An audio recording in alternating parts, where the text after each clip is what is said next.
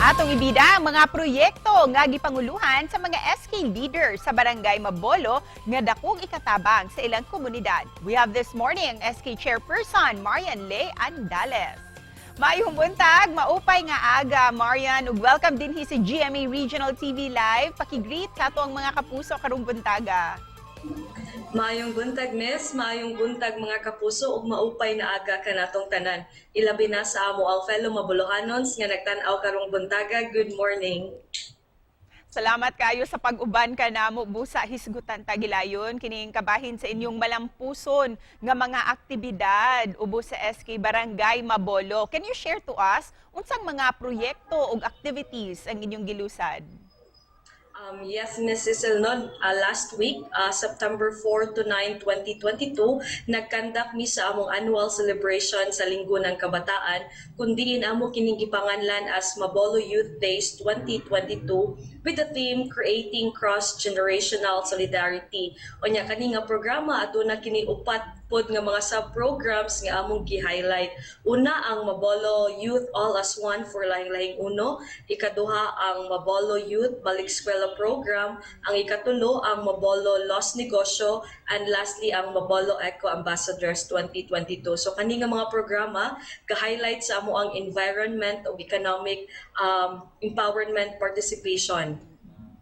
Ug usa sa inyuhang contest mao ang Mabolo Eco Ambassadress. Unsay tinguha ninyo sa maong aktibidad? Yes, Miss. Kani nga, first time gini sa Mabolo, no, nga makandak ang Mabolo Eco Ambassadors 2022. Ug among tumong yun ani is ma-highlight yun kung unsa ka importansya ang ato ang kinaiyahan o kung unsa pod ang ato ang mabuhat para sa atong kinaiyahan. Ug dayag gayud ang kanindot sa ilahang mga gowns nga ginama gikan sa mga recycled materials kisay nagpaluyo niining mga manindot nga mga eco gowns. Yes, Miss. Mapasalamatan gyud mi sa among mga youth officers, no? Sila gyud mismo ang naningkamot para mabugna o makapangita sila paagi ang uban kay na masura gyud nangadto gyud nag house to house para makapangayog mga plastic sachets, plastic utensils, mga used newspapers, mga used tarp para mahimo as gowns para sa ilang mga candidates per cluster. So dako kayo mong pasalamat sa mga youth officers sa matag sitio. Busa unsay mensahe nga gusto ninyong ipaabot diining pagpahigayon ninyo og Mabolo Eco Ambassadress ilabi na sa mga kabatan-unan dinha sa Mabolo? Ang una gyud ang among ganahan ipaabot is ang ato ang pagkabalo, no, sa ato ang mga panggibuhaton sa ilabi na sa environment. Ikaduha ang atong pag-participate po sa mga aktibidades nga gikandak ni barangay like mga clean-up drives, coast up clean-up drives, and then ikatulo ang ato jong pagsiuna, no, isip mga batan-on makatabang ta pinaagi sa pag-segregate una sa ato ang panimalay naot nga ma-practice na nato. Ug laing contest nga nakapadani ka namo mao kining paghatag ninyo og pagtagad sa atong mga gagmayng negosyante. Unsa usab ang katuyuan ninyo niini?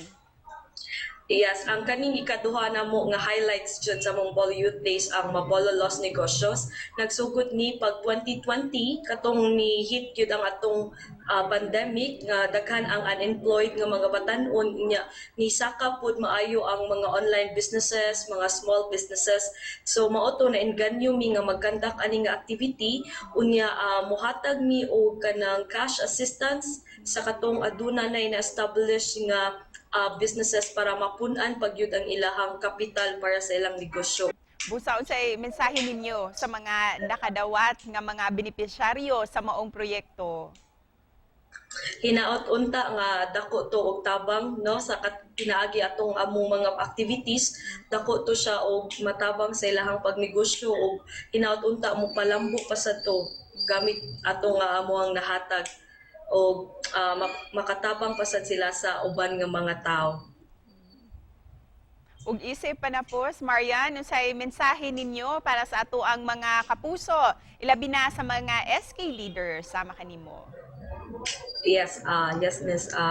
Una sa tanan, daghan kayong salamat GMA for all recognizing us, no, mga SK leaders diri sa Cebu City. And then ikaduha, ang mensahe lang ko sa akong fellow SK nga magpadayon ta sa atong serbisyo, atong ipadayon kung unsa atong nasugdan o ginaot unta nga atong ipalabig yun sa mga kabatanunan ug mahimutang inspirasyon pinaagi sa atong mga lihok ug buhat diri sa matag barangay nato. Kay dalay no sab kaayo ang mga proyekto nga inyong gipatuman din ha. Congrats kaninyo, Marian. Daghang salamat, Miss, og sa GMA pod. Thank you.